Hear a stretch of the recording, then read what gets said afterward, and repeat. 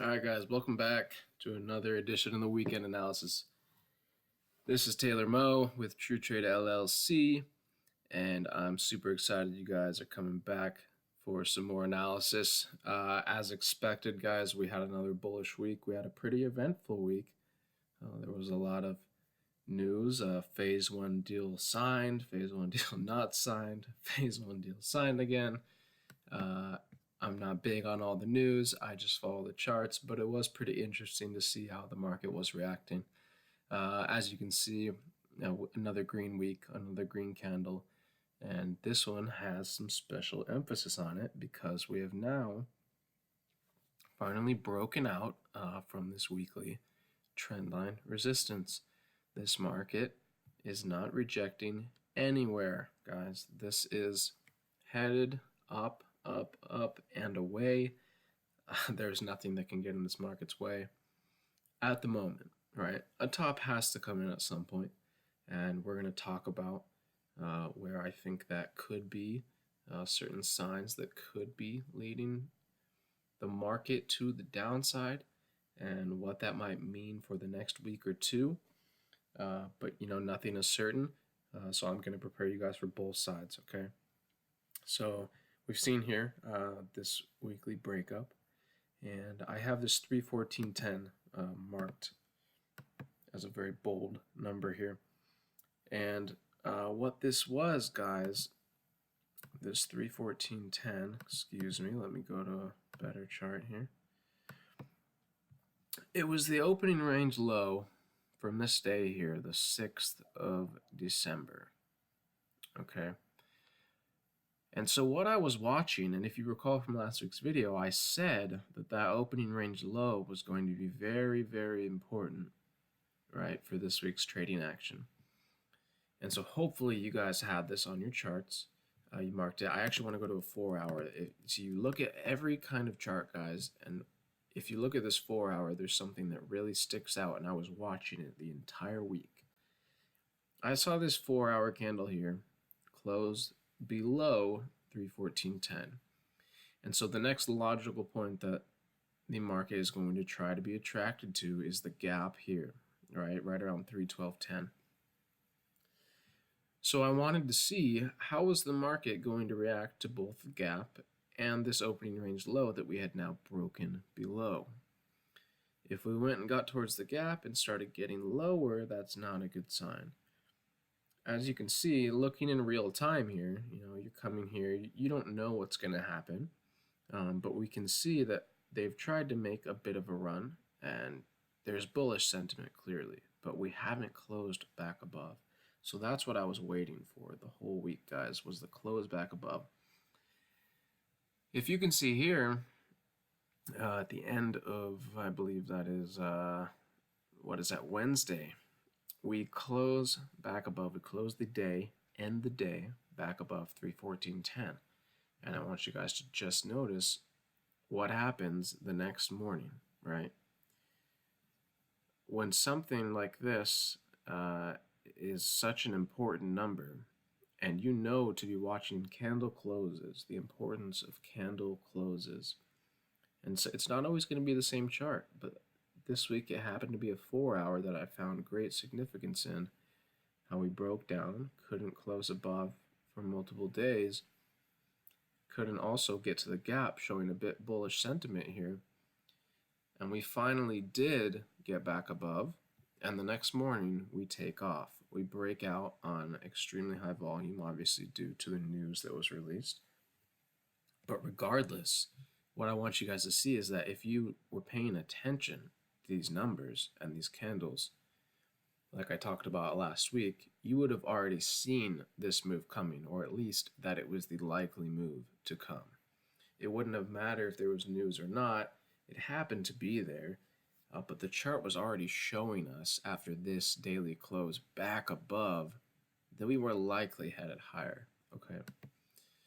And so this week, guys, we have to take the market for what it is. It's bullish. It's still bullish. I know it's crazy, but it's bullish.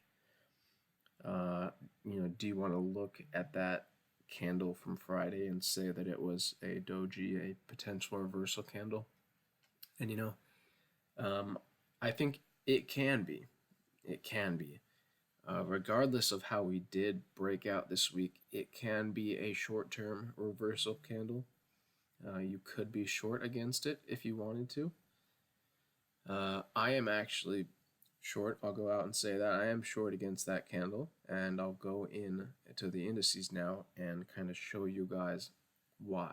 Okay, and it doesn't have to be a long top. It doesn't have to be a giant crash like last year, but I'm going to show you guys why I think we may see downside even though we've broken out. Okay, so let's go first to the IWM. The IWM hasn't really changed much, right? Hasn't really changed. It was breaking out, and we are now, we're currently just kind of chopping our way up, right? We did have, also a bit of a doji candle on the weekly. And I want you guys to pay attention to how many candles we've been going up for, right? You've got 1, 2, 3, 4, 5, 6, 7, 8, 9, 10, 11, right? 10 candles is a cycle number. It's a market cycle number. Markets tend to change directions after 7 candles, after 10 candles. So I'm watching the IWM. It doesn't, like I said, it doesn't have to come down far. Maybe it just comes back and tests the bottom of this range again and keeps going on its way, right? It doesn't have to be far, but that's yet another hint. We don't have a lot of information from this, but we do have this candle, but it doesn't really mean all that much. So we need to look elsewhere and see what else is going on. So let's look at the Xlf, the financials, the backbone of the market. This is an interesting one, guys. I was really interested in this. So last week we said we barely broke out from this weekly trend line. Not all that much importance. What I really was looking at was this 3078 number, because on this monthly chart, you can see this candle close here. This is the highest candle close that the XLF has had, is at 3078. I wanted to see if we could close this week above 3078 or even above 3098, the all-time high. We couldn't do either. And, again, that doesn't have to mean anything. It really doesn't. But it's yet another puzzle piece that shows we might not be as strong as it appears. But again, always keeping the mindset that we are in an uptrend. What is this like on a daily? It's really chopping up with a breakout on high volume, right? Could this be a reversal candle? Could. Doesn't have to be. Doesn't need to be. But it's a puzzle piece, right? We didn't close above my important number. I take note of that. And I wouldn't be surprised by some sideways or, small down action in the market next week. But again, still in an uptrend. So we're going to look at some other indices now, the SMH. Semiconductors, got your AMDs, your Nvidias. These absolutely killed this week. And, what's interesting about these guys is they were breaking out on Wednesday. They actually gave an early hint here. You can see the volume increase. You can see the close on the highs, both bullish signs, right? When a candle is almost completely a body of green and it's high volume, or completely a body of red and high volume, you almost certainly know that that volume is backed by the direction of the candle. So there were many people, many institutions participating in this. So yeah, it's interesting. This gave us an early warning sign that we could be going higher, and you can see, this, what was it, 3% day in the SMH. It was insane. I think AMD was up 8% or so. It was pretty crazy. But again, guys, we have a potential reversal candle. Doesn't have to be. It's also the ninth candle. It's near 10. I'm not going to say that there has to be downside. Where would you be looking? Obviously, it could come back and test the former breakout area. It's got a breakup candle here. It's got a breakout area. It can come down to any of these numbers. I have a few numbers marked that I'd be watching, as well as this entire zone. But it doesn't have to. But the sign is there, and the other markets have also put in signals. So again, we see a weekly breakout, yet we see these shorter-term daily signals that could lead to some short-term downside. Lastly, the biggest puzzle piece, in my opinion, is the Dow Jones Transportation Average. And guys, just take a look. Take a look, right? This is the only chart. Just go to a weekly. You guys can see it a bit better. That is not breaking out. It's the only chart we look at that's not breaking out. Now, is it necessarily bearish? No. We can see every other time we've come up into this zone, we have rejected it pretty quickly. And, this time, we have not, right? We actually closed a week above my important zone. Couldn't hold above, so we came down. We now have what I would call a bull pullback. It could change, but for now, it's a bull pullback. You have this breakup candle, and until we close below that breakup candle low, I have to say this is going higher.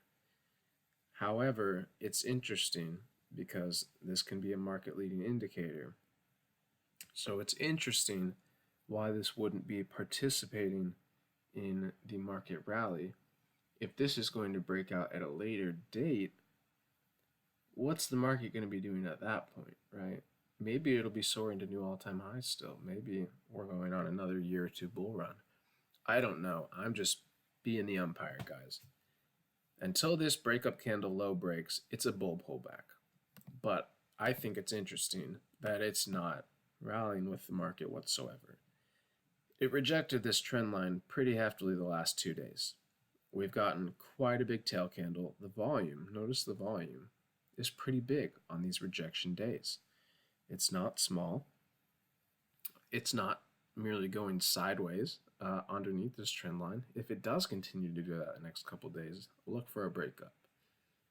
Until then, I'm expecting this to come back down, test these lows, and man, if this doesn't break up soon, I think we could see not necessarily huge downside in the market, but a hefty pullback, a nice pullback that we've been needing. Nothing wrong with that. It can get bought back up. But again, guys, this is the market to watch. This is the one that's going to send the hints early next week, all right? Draw this trend line.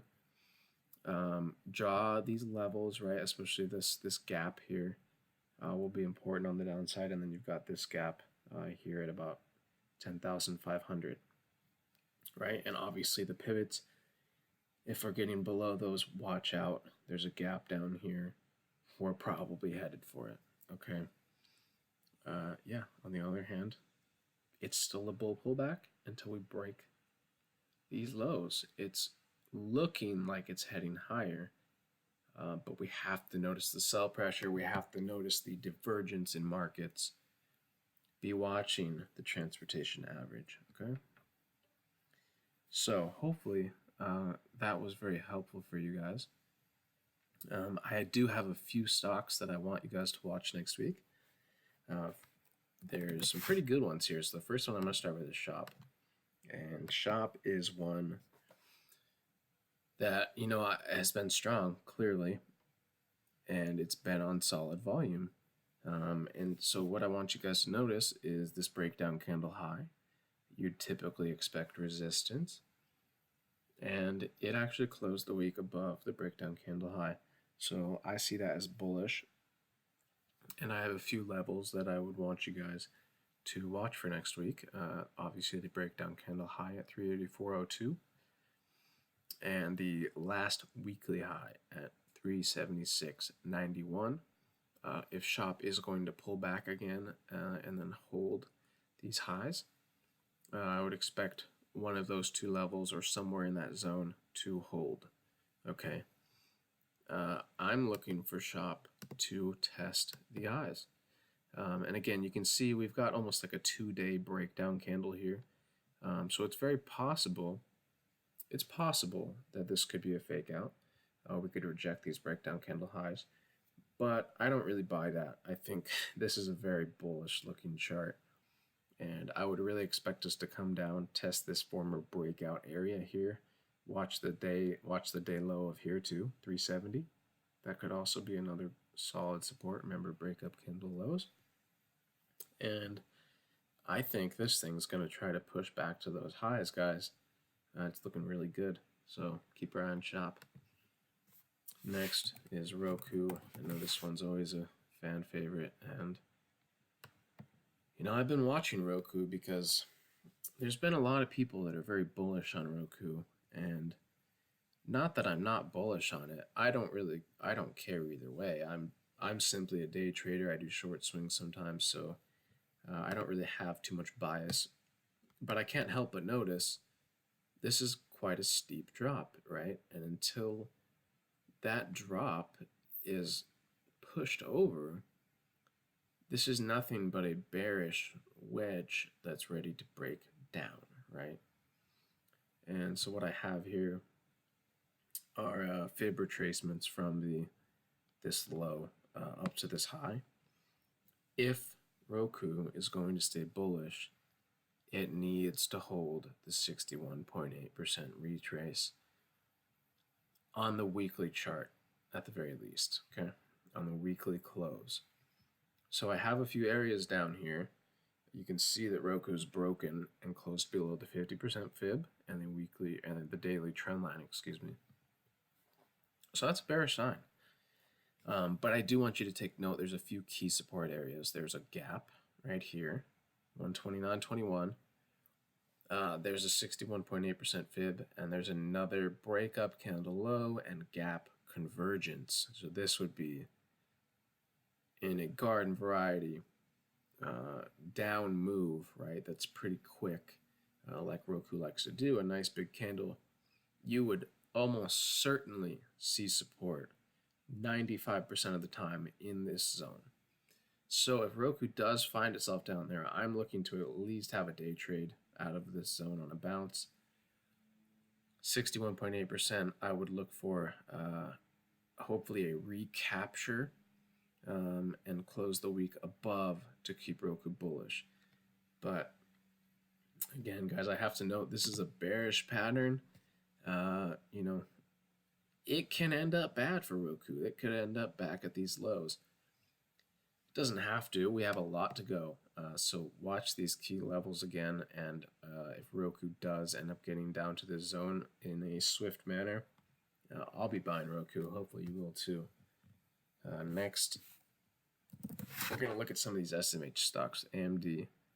I've had this trend line on. I talked about AMD a lot. I talked about it way back here, telling everyone to buy AMD.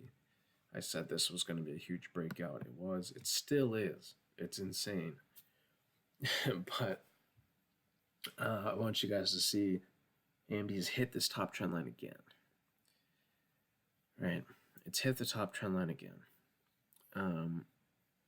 We couldn't close the week above these former pivots. Right. The SMH looks like it may be putting in a short-term top. Maybe it's long-term. Who knows? But AMD, there's a few key areas. There's obviously this support. There's this breakup candle low. And, if you go back, this zone is probably a bit off. It's probably more around this breakup candle low and this pivot high. A few key levels, and if you want to play breaks down, if the SMH is going to see any downside, you can play breaks down, down to this breakup candle, look for bounces, break of this support, look for balance of this breakup candle low, because there is going to be buyers, so we have to watch in real time say on a intraday chart here, you know, for example, when this breaks up, we're looking for the break of the level and a close above. And then can we play it to the next important level, which is, you know, the trend line. Look for the same thing on the downside. If we're going to break one of these zones and close below it, look for a continuation move down to the next important level, like a breakup candle low. Okay, the SMH looking a bit toppy, AMD's at resistance. Like I said, everything's in an uptrend. Don't expect downside, but be ready for it. Okay, and another one that I think we could actually expect some downside in is Nvidia. Mainly because Nvidia is at a critical 61.8% retrace from this massive drop in 2018. So, I mean, again, look at a longer chart, and what is this, right? It's a big ass bear flag pattern, right? And again, it's a solid company, right? It doesn't mean it's going to go down necessarily down to 175. You know, this stock's probably headed up. But for the short term, as traders, we're looking at this key level and seeing that there might be some short-term resistance, right?